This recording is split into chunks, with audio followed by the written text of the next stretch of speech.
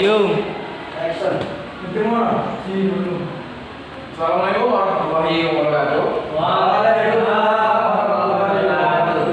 Alhamdulillah kita pada siang hari ini kita masih bisa bertemu kembali ya. Oke, pada hari ini kita akan membahas tentang kerajaan-kerajaan Islam yang ada di Indonesia. Nah, di sini saya akan sedikit membahas 7 kerajaan saja. Yang kita tahu kan pasti banyak ya kerajaan Islam di Indonesia kan. Tapi kita hanya membahas yang besar-besarnya saja, kerajaan besarnya saja. Yaitu yang pertama adalah kerajaan Islam Samudra Pasai. Nah, kerajaan Islam Samudra Pasai ini didirikan pada abad ke-11 oleh Murad Khalid yang ada di tahun 1400 sampai 1778 Masehi. Nah, kerajaan Islam Samudra Pasai ini terletak di pesisir timur Pulau Aceh, ya. Terus para pemimpin Samudra Pasai yaitu ada Sultan Malik Saleh yang memerintah sekitar tahun 1267 sampai 1297 Masehi. Terus ada juga Sultan Malikul Zahir yang memerintah tahun 1297 sampai 1326 Masehi. Terus ada Sultan Mahmud Marga Zahir, terus ada siapa lagi nih? Udah itu aja ya. Terus penyebab runtuhnya Samudra Pasai, kerajaan Samudra Pasai itu adalah terjadinya konflik keluarga kerajaan yang mulai terjadi pada akhir abad ke-14.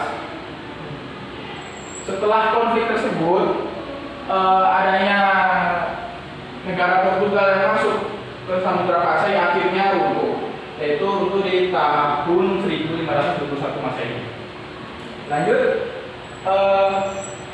di sini ke kerajaan Aceh. Kerajaan Aceh ini didirikan oleh Sultan Agung Mubayaca yang ada di tahun 1514 sampai 1528 Masehi. Nah, kerajaan Aceh ini mengalami kejayaannya pada permulaan abad ke-17 di bawah pemerintahan Sultan Iskandar Muda yang memerintah di tahun 1607 sampai 1636 Masehi. Nah, setelah pemerintahan dan pada masa kejayaannya itu Sultan Iskandar Muda ini wafat di tahun 1636 dan di tahun 1903 itu yang menyebabkan keruntuhannya kerajaan Aceh itu adalah semakin menguatnya kekuasaan Belanda di Sumatera. Nah, dan saking kuatnya penguasaan Belanda di Sumatera yaitu dengan cara melancarkan perang dengan Aceh. Selanjutnya yaitu tentang kerajaan Demak. Ya. Kerajaan Demak ini didirikan oleh Raden Matah yang sekaligus menjabat pada tahun 1500 sampai 1518 Masehi.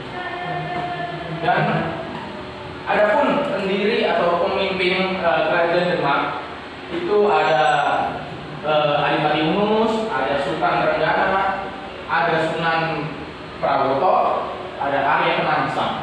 Nah, setelah melalui kepemimpinan dari beberapa kerajaan Demak, akhirnya kerajaan Demak ini runtuh pada abad ke-16.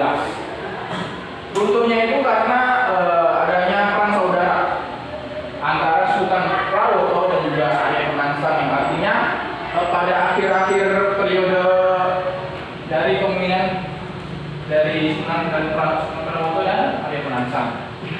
Nah, selanjutnya ada kerajaan Cirebon. Ya. Kerajaan Cirebon ini atau Kesultanan Cirebon ini berada di daratan utara Pulau Jawa, yaitu di bagian barat pada abad ke-15 dan ke-16. Nah, Kesultanan Cirebon ini didirikan di dalam Agung Pangkuwati, yaitu Agung Pangkuwati ini dahulu sebagai pusat pemerintahan negara Islam di Terus sekarang Agung Pakuwati ini adalah menjadi keraton Kasepuhan yang ada di Cirebon pada saat ini. Nah, terus pada tahun 1666 Masehi itu ada penyebab utama keruntuhan dari Kesultanan atau Kerajaan Cirebon, yaitu yang disebabkan oleh fitnah yang dilontarkan oleh Sultan Amangkurat I yang memanggil Panambah Ratu II untuk Surakarta. Sultan Amangkurat I ini menuduh bahwa Panembahan Ratu II ini mengusik kerajaan baru. Nah, dan akhirnya menjatuhkan kekuasaannya yang ada di Mataram dan pindah ke Cirebon. Terus selanjutnya ada kerajaan Banten, ya. Baik, di sini teman-teman kita sudah memasuki kerajaan Islam, yaitu dari kerajaan Banten, ya. Nah, kerajaan atau Sultanan Banten ini didirikan oleh Syarif Hidayatullah, ya. Kita bisa tahu bahwa di sana ada kampus yang bernama Syarif Hidayatullah, ya. Dan itu dikenal sebagai Sunan Gunung Jati, yaitu di tahun 1525 Masehi. Nah, kedatangan Sunan Gunung Jati ini ke Banten adalah misi dari Sultan Trenggono, yaitu dari Kerajaan Demak untuk mengusir Portugis dari Nusantara. Jadi Sunan Gunung Jati ini diutus oleh Sultan Trenggono untuk mengusir Portugis dari Nusantara.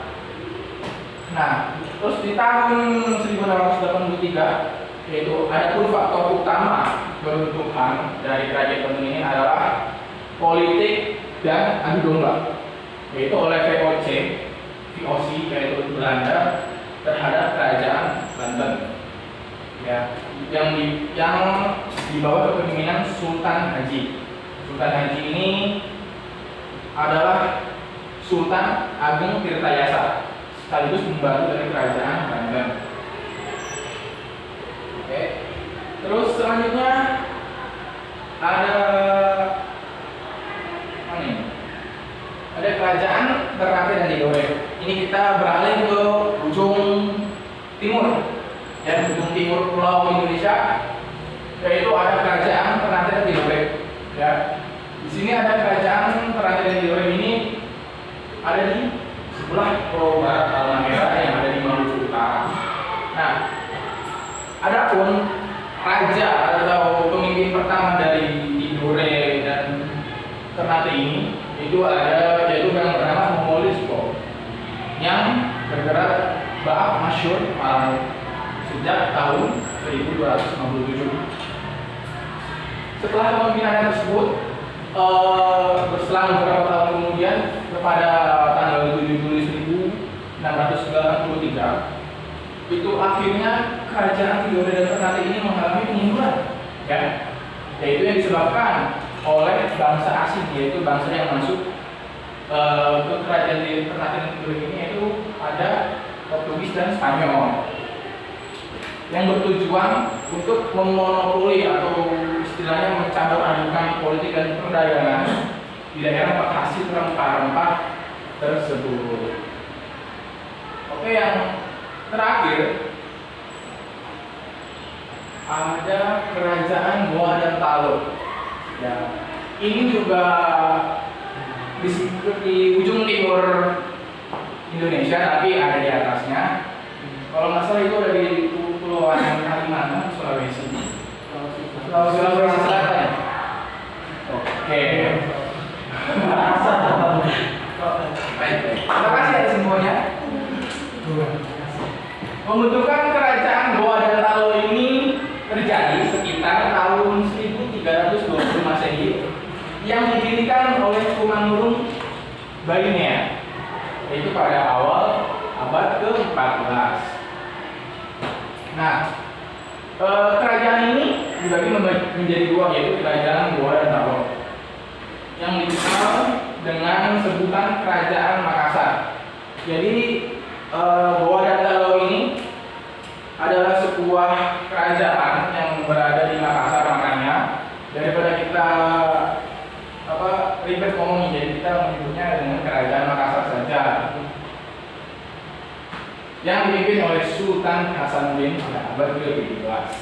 Nah, penyebab runtuhnya kerajaan Goa Gandalo ini adalah karena pengkhianatan Raja Arupalaka dari Bone, Sulawesi Selatan juga kalau nggak salah, dan Belanda yang berhasil mengalahkan Sultan Hasanuddin. Yaitu terjadi perang di daerah Makassar.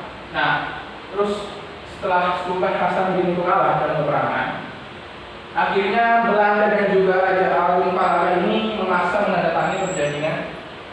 Akhirnya Sultan Hasanuddin maksudnya menandatangani perjanjian, yaitu perjanjian Bongaya pada tahun 1667. Oke, baik. Ini materi terakhir dari kerajaan-kerajaan Islam di Indonesia.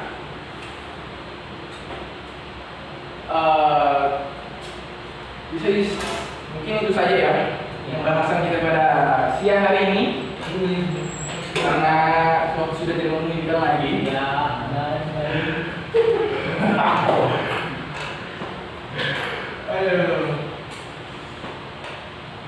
Mungkin mohon maaf ya kalau saya kurang jelas untuk dalam pembahasannya, karena saya cuma hanya mengambil intinya saja. Baik, cukup sekian pada pertemuan hari ini. Kurang lebihnya maaf. Wassalamualaikum warahmatullahi wabarakatuh.